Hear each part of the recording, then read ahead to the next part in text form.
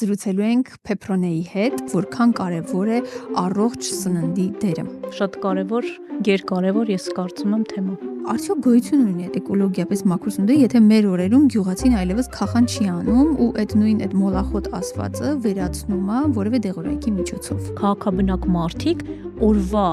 բջջանյութի նորման չեն ստանում։ Հա, բայց շատ հավես է իրական մտերմիկ, ոնց որ մեկի տանը նստած լինես։ Ինչ անել, եթե դու ուզում ես այնուամենայնիվ առաջարկել քո երեխային լավ սնունդ։ Ես իմ կողմից